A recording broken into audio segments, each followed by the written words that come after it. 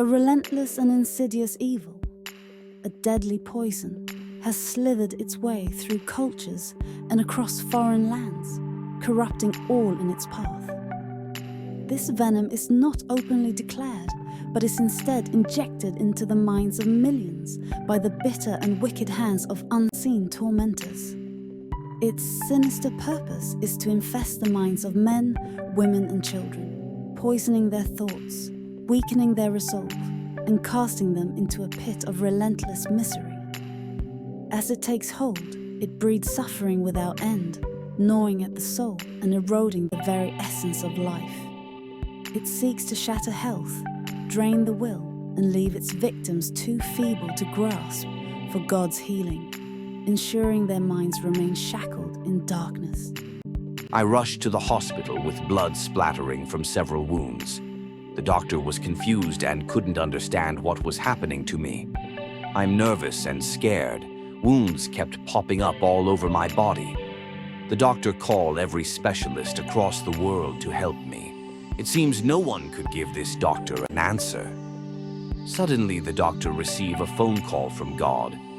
Investigate his conscience and go to his memory. You will find the root that's causing the wounds.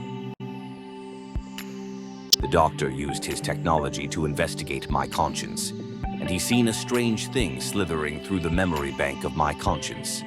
The doctor asked God, "What is this?"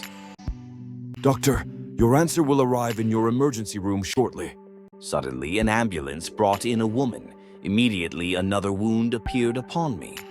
I peeked from behind the curtain and saw someone familiar and the urgency from the staff to assist this woman. They immediately wrap a towel around her face to stop the blood from weeping from her mouth. No matter how many towels they used, it didn't stop the bleeding. A nurse immediately ran into the room, approaching the doctor for assistance.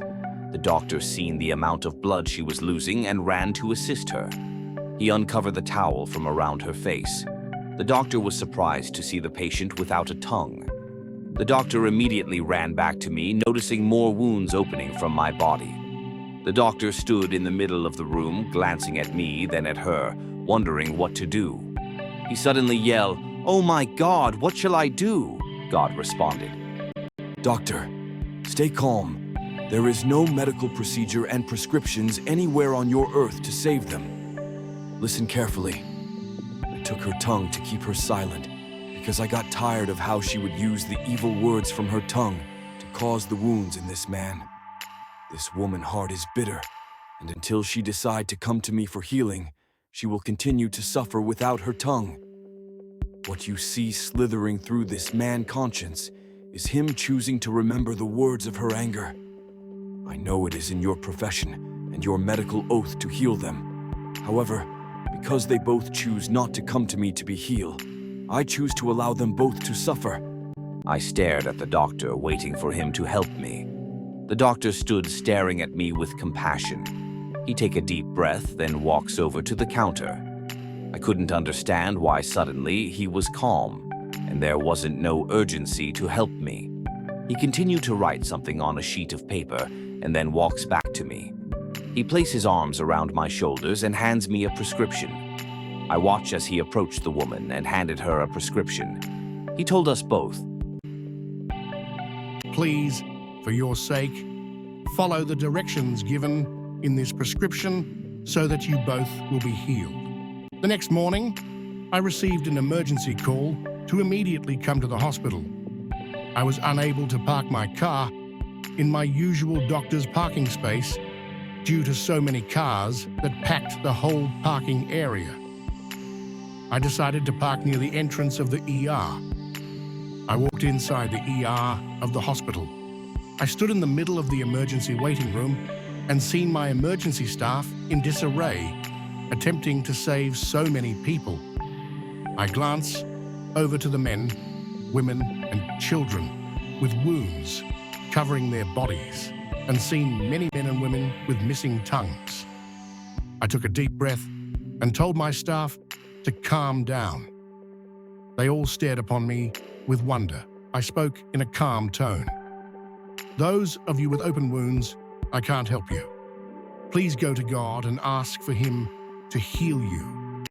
And those with missing tongues you need to read in the book of James, the whole chapter 3, with focus on verse 8, and then you will understand why God took your tongue, and with forgiveness He will heal you. The cure for mental wounds. Investigate the conscience, and you will find the root that's causing the wounds. This creature in its deception slither through the mind as though it is a poisonous snake. It's hidden behind one's own belief of pity, hurt, and shame one believe of themselves. It comes from a heart that is broken and need revenge, and power is gained upon them due to the untrust the victim has for me. However, I am God ready to heal, but men, women, and children refuse to turn to me. So as God, I must allow their will be done, and allow the wounds of the mind continue to become an illness of misery, until the moment they choose to believe within themselves that I am their God. I have given man insight through Scripture in the book of James 3:8. Be aware of this evil, that no man can tame the tongue. It is an unruly evil, full of deadly poison. Mixed Emotion is a collaboration of short stories solely created from imagination for entertainment purpose only. In the event these stories may reflect some incidents of reality of any person's life or situations of any institutions is not intended but coincidental. Enjoy the fiction stories of Mixed Emotions.